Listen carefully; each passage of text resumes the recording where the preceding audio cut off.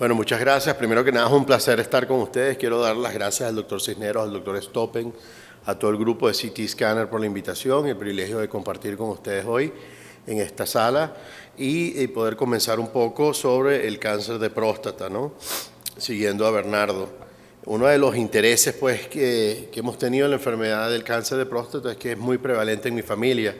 y entre ellos tengo como 2 tíos abuelos que murieron de esta enfermedad hace años atrás y un tío muy cercano que ya es un sobreviviente de casi 25 años. Entonces, esos quizás son experiencias en la vida que lo van marcando a uno. Además, tuvimos la fortuna de formarnos en una escuela muy quirúrgica en Detroit y donde había muchísima incidencia de cáncer de próstata y donde, de hecho, a principios de los años 90 yo veía un poco las estadísticas y conversaba con Bernardo que tienen en México, donde se implementaron unos programas de despistaje a nivel de las iglesias y que fueron muy efectivos en la comunidad, sobre todo trayendo conocimiento a la comunidad en las iglesias sobre estos cánceres y tuvo un impacto especialmente positivo en la comunidad africanoamericana del área de Detroit y los llevó pues a tener una actividad mucho más participativa en despistaje, a tomar más conciencia, lo que se tradujo realmente 5 años después en un trabajo que publicamos en una detección similar entre los caucásicos blancos, por decirlo de una forma, y los africanoamericanos. Así que ese tipo de programas creo que es muy importante en este país, como en muchos, y creo que lo que está ocurriendo también con el cáncer de próstata lo va a facilitar por ciertos elementos que hablaremos hoy. Fundamentalmente en el cáncer de próstata, una de las cosas que son muy interesantes de esta enfermedad es que cambia, ¿no? Cambia cada 5 o 10 años, hay algo nuevo que ocurre, pues. Y en esta década han ocurrido muchísimas cosas. Ocurrió la emergencia de la quimioterapia como algo ya establecido para esta enfermedad. El rol de la resonancia magnética se ha incrementado de una forma fascinante gracias a una mejor descripción de la difusión de imágenes por contraste, a las restricciones, las técnicas de restricción, etc. Y también gracias a estudios de nivel tipo 1 que nos proporcionaron luz con respecto a no solamente la incidencia de esta enfermedad, pero el riesgo de la mortalidad de esta enfermedad. Y muchas veces, como les decimos a nuestros pacientes, la palabra mala cuando uno habla de cáncer de próstata es el cáncer, pero la palabra buena es que es la próstata. Esto, a diferencia de tumores de pulmón o de colon, y muchas veces pues no implica una mortalidad certera, sino lo opuesto. Entonces hay que educar muchas veces a los pacientes y creo que la capacidad que hoy en día tiene un paciente de visualizar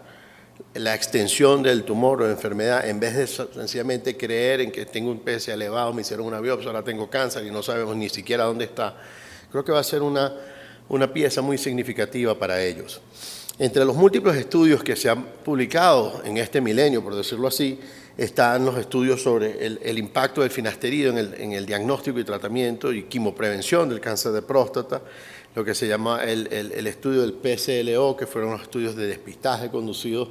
en Estados Unidos para los cánceres de próstata, de pulmón, de colon y de ovario. Los brazos randomizados de los estudios europeos, evaluando el impacto del despistaje y si hay un beneficio o no con respecto a el despistaje y el cáncer de próstata, y también los estudios, tanto el sueco, que hablaremos extensamente sobre prostatectomía versus observación, como el estudio que se practicó en los Estados Unidos de observación versus prostatectomía. Y uno de los aspectos que siempre llama la atención es que en los estudios de autopsia pues siempre había una gran incidencia de células cancerígenas en las próstatas de pacientes que son examinados, que tiene una proporción con las décadas. Sin embargo, vemos que eso también en este estudio de Stamato en Grecia se ve que también hay una proporción que viene con la edad, sin embargo no es tan marcada, acentuando un poco las diferencias epidemiológicas que discutió un poco Bernardo. En el estudio del PSPT, que es interesante describirse, reclutaron más de 18.000 hombres mayores de 55 años o 55 o más y se evaluaron por un periodo de 7 años donde se les daba el medicamento finasterida a algunos a la mitad y a la otra mitad no, para ver si este medicamento disminuía la incidencia de cáncer de próstata. Lo interesante de este estudio es que cuando se hizo los cálculos estadísticos se asumió una incidencia colectiva del 6%. Y lo que ocurrió fue que la incidencia realmente fue de un 25%, por ende el estudio, los resultados se pudieron analizar más rápido. Y ciertamente, aunque hubo una disminución de la incidencia de cáncer de próstata de casi un 25% asociado al medicamento, los aspectos más interesantes fueron que en este estudio de 18.000 personas, casi un 25%, un 22% se les detectó cáncer de próstata en los 7 años subsecuentes a su reclutamiento. Otro de los grandes mensajes de este estudio es que no existe lo que se denomina un PSA normal. Pensar que el PSA de 4 es el PSA normal es una falacia. El PSA siempre es básicamente una curva de probabilidad de que puedas tener o no cáncer y tiene que acompañarse con otras cosas. La edad también es igualmente importante. El análisis de sobrevida ya a más largo tiempo que se publicó hace ya 3 años por el doctor Thompson, demuestra que aparte de esto, aunque no hubo diferencia en la mortalidad entre los pacientes que fueron diagnosticados con cáncer de próstata y hayan estado sometidos a la quimioprevención o no, básicamente que las tasas de mortalidad fueron bastante bajas, pues, y aquí se puede ver aquí que sobre 15 años, menos de un 20%, con un 20% de mortalidad general, pues no hubo diferencia entre los tratamientos y cuando se evaluó si habían diferencias entre tumores de alto grado o no, tampoco se vieron estas, ¿no? Entonces, uno de los análisis más interesantes de este estudio fue, bueno, vamos a determinar qué tipo de elementos quizás está asociado o no con la mortalidad del cáncer de próstata, y lo único que encontraron fue básicamente si el tumor era de alto grado o la edad del paciente, mientras más joven más probable, pero de resto no. Básicamente si había una historia familiar no hubo una diferencia, si había diferencias étnicas entre blancos y negros tampoco hubo diferencia. No hubo diferencias ajustadas al tratamiento o al año de randomización. Y esto pues proveyó mucha ilustración. Pero el diagnóstico per se del cáncer, cuando haces el análisis de sobrevida para los pacientes en conjuntos, no demostró que el hecho de que estos pacientes tuvieran un impacto o tuvieran un diagnóstico no de cáncer de próstata impactara su vida. Y eso es algo que hay que tener presente. Cuando vemos el flujo, que es un poco complicado, sobre la historia natural del paciente tratado del cáncer de próstata, hay ciertos elementos que son importantes. La primera es que a medida que el paciente va avanzando desde tener el riesgo a la enfermedad clínica localizada, a que sea tratado eventualmente y que tenga una recurrencia, vamos a decir, bioquímica, y que de ahí avance a la metástasis, donde eventualmente iría hacia la muerte, la mayoría de los pacientes se mueren en el camino de otras cosas. Se mueren de un infarto, se mueren de cualquier otra cosa, se mueren de Alzheimer, se mueren de cualquier cosa. Y ciertamente una de las razones por la que esto ocurre es porque la hormonoterapia, que es muy común cuando se manejan los cánceres de próstata, tiene un cambio profundo en la descripción de la enfermedad. Muchos pacientes que son sometidos incluso a terapia hormonal como tratamiento primario, pues no ven la aparición de metástasis por muchos años, y es porque básicamente esas metástasis, por decirlo así, en unos estadios que no son de castración, pues se esperan en el tiempo, y por ende estos pacientes, muchos van a morir de otra enfermedad. Y esto es importante entenderlo porque cuando se discuten estudios sobre el cáncer de próstata, muchas veces no se ponen hoy en día las tasas de metástasis porque no son certeras, porque es más probable que un paciente se trate con hormonoterapia que a un paciente y haga metástasis después de la hormonoterapia. Y ese tipo de metástasis tiene una historia natural diferente, ¿no? Pero yendo hacia el control oncológico, que ha sido básicamente el paradigma de tienes cáncer de próstata, hay que curarte, etcétera, pasaron casi 100 años desde los primeros estudios que se hicieran en Johns Hopkins por Hugh Hampton Young, comenzando en los 1800, hasta que saliera data randomizada de nivencia tipo 1. Eso describe realmente el mal papel que hicimos nosotros los urólogos en ese sentido de evaluar esto con un elemento más crítico. Y parte del problema es que la prostatectomía radical era considerada, o la consideramos hablando con el sesgo de urólogo, de cirujano, como algo que viene a interrumpir la enfermedad, evitar que una vez que el paciente que está clínicamente tratado, pues avance hacia su recurrencia bioquímica y por ende hacia los aspectos más tardíos de la enfermedad. Y eso nos llevaba a enfocar nuestros debates fundamentalmente en aspectos técnicos de la cirugía y cómo mejorarla, ¿no? Qué tipo de cosas podemos hacer, en este caso, por ejemplo, liberar las banderetas y utilizar a través de cirugía robótica compuestos que podemos inyectarle en la sangre del paciente como lo que llaman IC Green, que hacen que la vasculatura de la operación cambie y podamos identificar bien los nervios y por ende los paquetes neurovasculares y podamos separar estos nervios de una forma más precisa y por ende ese paciente no solamente va a ser curado de cáncer, pero va a ser potente. Y por supuesto la precisión de la operación yo creo que ha aumentado considerablemente, pero quizás más ha aumentado nuestras expectativas que las propias realidades, ¿no? Y se ve todo muy bonito, pero muchas veces el desenlace no es el que uno quiere tener. Y por supuesto nos acobijamos, discúlpenme quizá la palabra, del hecho de que cuando veíamos las curvas de sobrevivencia en series muy específicas de buenos cirujanos, veíamos que pacientes tienden a no, o sea, aunque tienen una recurrencia menor, realmente su tasa de sobrevida específica es bastante alta. Pero cuando comenzamos a desmenuzar esa información, y este es un estudio de un compañero, Scott Eggener, con más de 23,000 pacientes entre la Universidad de Michigan, la Cleveland Clinic y Memorial Sloan Kettering, podemos ver que pacientes con bajo riesgo de cáncer de próstata, que de verdad tenían un Gleason 6 verificado, por ejemplo, después de la operación, no tendrían mayor riesgo de morirse de cáncer de próstata. Casi nadie se muere. Y no puede ser que algo sea tan efectivo donde básicamente no veas eventos. Entonces algo está pasando. Y una de las cosas que estaba pasando es que esto es lo que estábamos operando. Este es el típico ejemplo que representa 25% quizás de las prostatectomías hechas en centros de referencia durante la década del 2000 al 2010, donde vemos que realmente esos tumores que se están operando son pequeñas marquitas que existen, que la gran pregunta es si representan algún tipo de riesgo. Y obviamente la respuesta es no. Y ahí es donde realmente una mejoría pues, en los aspectos imagenológicos nos va a llevar a otro tipo de paradigma. Así que ya enfocándonos un poco más en la data fuerte que hemos podido revisar y obtener gracias a grandes estudios que se han realizado en los últimos años,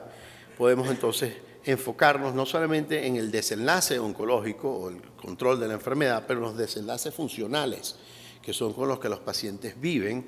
10, 15 años y que están... ¿Cómo están ellos? Pues están contentos, no están contentos, hay arrepentimiento, todas esas son preguntas que se hacen. Uno, como conversamos antes, parte de los problemas de la descripción de las tasas de recurrencia o control del cáncer tiene que ver cómo definimos fundamentalmente qué representa una recurrencia del cáncer o qué representa la curabilidad, por ejemplo, después de la cirugía. Si hay un impacto o no de la ascendencia del PSA o de la velocidad de la ascendencia o lo que llamamos nosotros el tiempo de doblaje. Y todo esto se ha ido evaluando en ciertos artículos clínicos, donde básicamente hoy en día con los exámenes de laboratorio más sensitivos y más precisos, si uno opera a un paciente, pues el PSA después debe ser 0, por lo menos lo que se llama menos de 0,1. Y si ese PSA sube, lo que se recomienda es que entonces al mes se repita y luego el mes después de eso se repita, de forma que tengas 3 lecturas y puedas establecer la velocidad de ascenso o velocidad de doblaje. Las incidencias de metástasis, como hablábamos antes, pues es muy difícil de determinar porque una vez que tienes ese paciente que tiene un crecimiento en el PSA, la mayoría de esos pacientes pueden ser, por ejemplo, en el caso de la radiación, automáticamente se les pone en terapias castrativas, por ende no vas a ver estas metástasis en la ausencia de castración, que es quizás a veces el paciente que se ve en la clínica, que se presenta con metástasis y que se comienza con hormonoterapia, pues su historia natural es diferente. La historia natural del paciente que se ha tratado con hormonas y tiene metástasis avanzando, es mucho, su vida pues, es mucho más corta que el paciente que no tiene metástasis, que se le ha dado y se le comienza a manejar con hormonoterapia, que sabemos que va a responder por un periodo de 3 años aproximadamente. Entonces, yendo un poco ya hacia los estudios randomizados, el primer estudio que fue publicado en el año 2002 con 6 años de seguimiento fue el estudio sueco, lo que se llama el Scandinavian Prostate Cancer Group 4, donde se evaluaron pues 695 pacientes. Y a los 6 años se demostró una diferencia en sobrevida específica que favorecía la cirugía. Es decir, solamente el 5% de los pacientes que se habían adjudicado el brazo quirúrgico habían muerto por cáncer de próstata, menos 9% de aquellos adjudicados a observación. Sin embargo, no habían diferencias o no se encontraron diferencias en términos de cantidad de vida.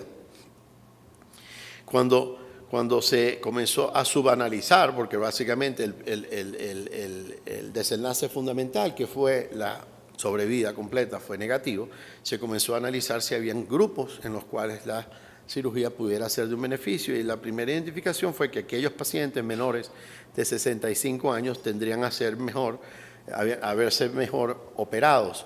Uno de los aspectos de este estudio fue que fue comenzado antes de que se aplicara el PSA como indicador preoperatorio en la mayoría de estos pacientes, o sea que es un estudio que se considera que se embarcó en la era antes del PSA o pre-PSA. A medida que la data fue madurando y se comenzaron a estratificar y hacer otros subanálisis, y ya a los 18 años de seguimiento, pues fundamentalmente lo que se estableció es que las diferencias entre ambos grupos, pues independientemente del riesgo, pues no fueron realmente significativas. Si acaso en individuos que tenían riesgo intermedio de cáncer de próstata es donde el brazo quirúrgico quizás les favorecía un poco más. Colorariamente, en ese estudio se hicieron análisis de calidad de vida y los índices de calidad de vida, sobre todo en los primeros 10 años de los pacientes que fueron observados, eran superiores a aquellos pacientes que fueron manejados quirúrgicamente. El segundo estudio que evaluó observación versus tratamiento, que sí ya es conducido en la era del PSA, es decir, que todos estos pacientes tuvieron un PSA preoperatorio, fue el Pivot Trial. Y el Pivot Trial básicamente randomizó a 731 pacientes y con un seguimiento medio de 10 años, básicamente no se observó tampoco ninguna diferencia en cantidad de vida y tampoco se observaron diferencias que se atribuyeran a otros factores de riesgo. Y estas dos curvas demuestran las diferencias, que no hay diferencias entre observación y cirugía, entre la muerte por cualquier causa o la muerte por cáncer de próstata. Una vez más se comenzaron a practicar subanálisis para ver si había indicadores que mostraran si hay un beneficio o no de algún tratamiento sobre el otro, y se observó que en aquellos pacientes que tenían un PSA mayor de 10, los cuales eran pacientes que tradicionalmente quizás no son los más óptimos quirúrgicamente, hasta ese momento no se consideraban así, sino quizás uno los empujaba más hacia radiación, etcétera, dependiendo de la escuela quirúrgica, pues fue fundamentalmente en esos pacientes con un PSA mayor a 10 donde la cirugía tenía un impacto más beneficioso en el manejo de la enfermedad, y esto es oncológicamente consistente con otras enfermedades como el cáncer de riñón, el cáncer de vejiga y otros tumores en general. Las diferencias atribuidas al brazo quirúrgico en pacientes con PSA mayor de 10 fueron sostenidas tanto a nivel de sobrevida general como sobrevida por cáncer, ¿no? Se analizó en ese estudio también si las comorbilidades tenían alguna implicación, medidas por los Charlson Index, el performance status del paciente, la histología, y fundamentalmente lo único que se demostró fue que el PSA mayor de 10 definitivamente, y quizás en pacientes que tienen lo que se denomina riesgo intermedio, pues los forest plot casi dan una diferencia significativa, pero no fue estadísticamente concluyente, se puede decir que quizás clínicamente interesante, ¿no? Y esos son pacientes que tienden a tener un PSA entre 10 y 20, pacientes que tienen enfermedad palpable de por lo menos medio lóbulo o un lóbulo, o pacientes que tienen Gleason's, que son básicamente 7. Así que esto nos llevó a pensar un poco más entonces en cuál es la calidad de vida del paciente que se presenta en la clínica y que está muy contento con el médico porque siente que vive, porque el médico le hizo la cirugía y su PSA hoy en día es 0. Sin embargo, está descontento porque no se le para el pene o tiene una gotica o de repente siente que su vida no es la misma persona que era antes de la operación. Y uno de los elementos que lleva a pensamientos de arrepentimiento, lo vamos a ver después, es las complicaciones o los potenciales efectos adversos que vienen acompañados de la cirugía. Y para esto, en el Pivot Trial, hicieron un análisis bastante exhaustivo de esto y encontraron que básicamente 1 de cada 5 pacientes que fueron operados tenían un efecto adverso, ya fuera desde efectos muy bajos, por supuesto, una mortalidad del 0,4%, que implica 4 en 1000 básicamente, a efectos como infecciones, sangramientos, necesidad de transfusión, etcétera. Muchas de esas operaciones, si no la mayoría, fueron realmente practicadas de la forma abierta. Y el otro estudio que traigo a colación, un estudio publicado por Martin Sanda y colaboradores, un estudio multiinstitucional de 1.250 pacientes y 625 esposas sobre calidad de vida de esos, enfocados en los aspectos funcionales de la enfermedad. Y una de las cosas que midieron en ese estudio fueron los efectos adversos que habían estado atribuidos ya fuera a la cirugía, a la radioterapia o a la braquiterapia. En esta tabla solamente presentamos los de la cirugía y podemos ver que casi un 28% de esos pacientes, el brazo quirúrgico en ese estudio fueron casi 600 pacientes, fueron atribuidos pues al hecho que vayan a tener una estrechez después o un evento trombótico en la pierna, un embolismo pulmonar, etcétera, ¿no? Pero infección de la herida fue también la más común y una vez más la mayoría de esos pacientes fueron operados a cielo abierto. Cuando se crea una escala o un índice que se utiliza hoy en día mucho en nuestro campo, que se llama el Expanded Prostate Cancer Index, que es un inventario básicamente de 4 dominios donde se evalúa la salud intestinal, la salud, la función urinaria, la función sexual y otros elementos que trata de componer como aspectos psicológicos del individuo. Uno de las cosas que fueron más significativas es que independientemente del tratamiento que estuviera un paciente con enfermedad pues clínicamente localizada, tenía un golpe distinto en su calidad de vida. Por ejemplo, pacientes que habían sido manejados con braquiterapia pues tenían una exacerbación en los síntomas irritativos, que es esa sensación perenne que quiero ir al baño, que orinas y se para el chorro y sigue, que termino de orinar y siento que todavía tengo orina, que me tengo que parar en la noche a orinar mucho, pero también tenían disminuciones significativas de casi un 22% en su actividad intestinal, por lo que tienen dolor rectal, etcétera, otro tipo de síntomas, sangrados, etcétera. Todos los pacientes uniformemente tienen una disminución de un 65% en su función sexual, o sea que no es solamente incluido a la parte quirúrgica, sino también se ve con radiación. O sea que en general la mayoría de los pacientes sufren en su calidad de vida de una forma notable. En el estudio de Sanda, que fue básicamente una validación de ese cuestionario hecho a través de múltiples instituciones, podemos ver que con cada uno de estos tratamientos hay una caída en la funcionabilidad de cada uno de estos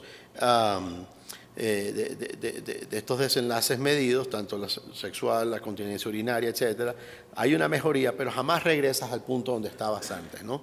Y eso tiene un impacto en la percepción del paciente a la larga.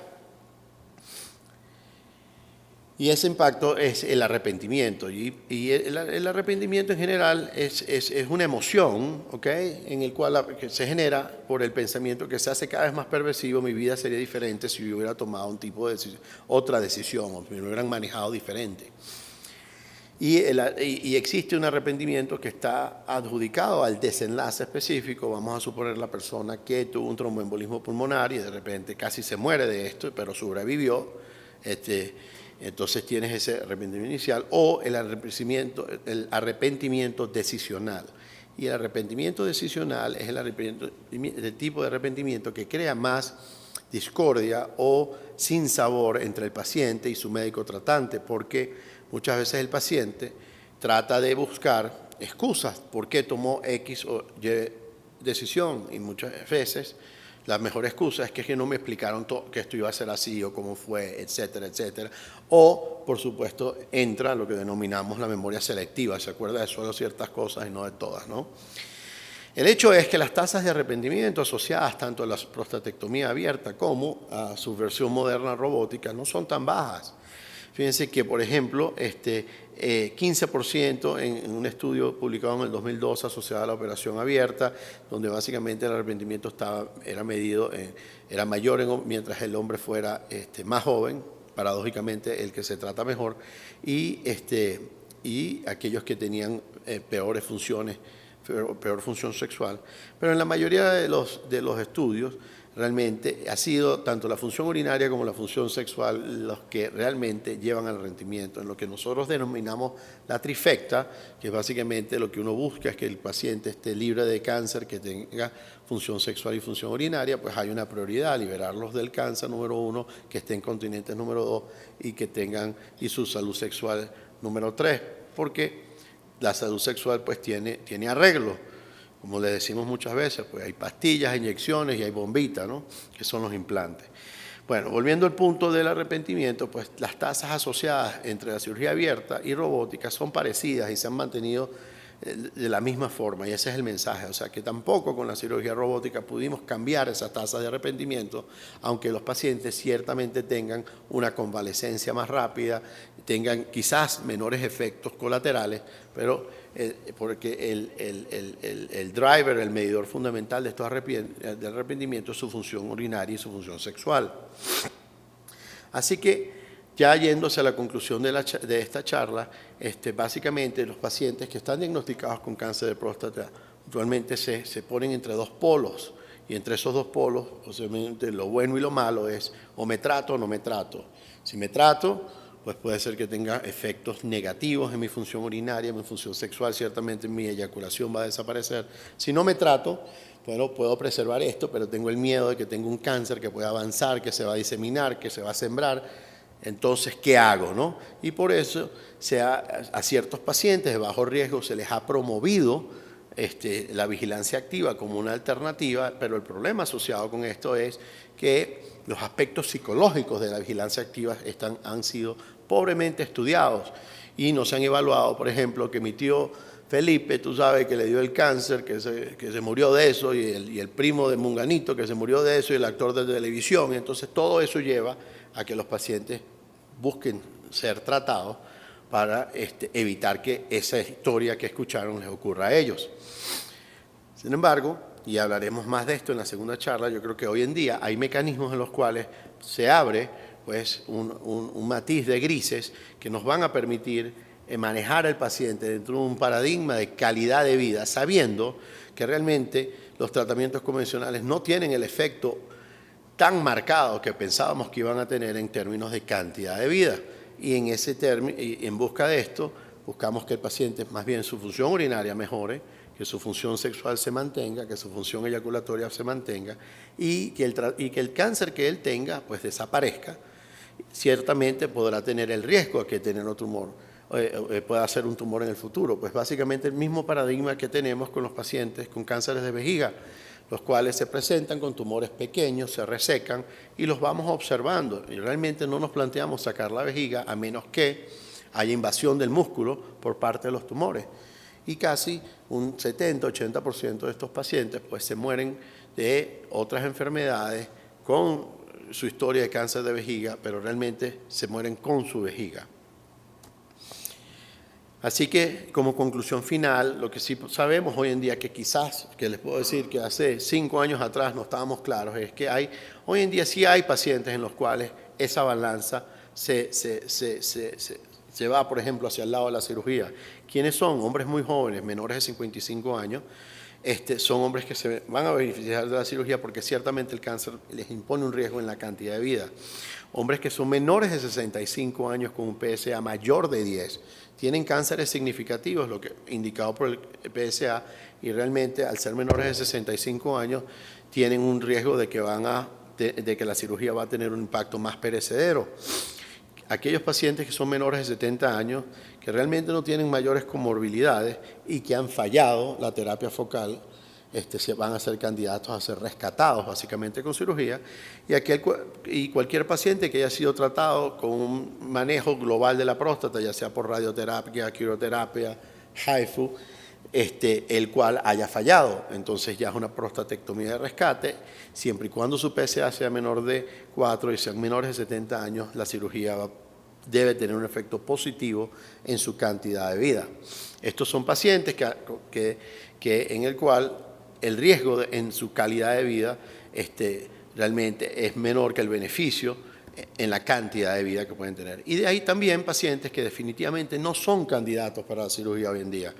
Y esos son cualquier paciente que sea mayor de 65 años y que tenga un Gleason bajo. Estos representan aproximadamente 50 a 60% de los pacientes que diagnosticamos en los Estados Unidos. O pacientes que sean mayores de 70 años con cualquier tipo de cáncer. Realmente sus probabilidades de morirse del cáncer de próstata son mínimos, así que no se deberían de manejar con cirugía porque definitivamente los efectos adversos son muy superiores al beneficio que pudiera traer la operación. Bueno, muchas gracias por permitirme estar aquí con ustedes.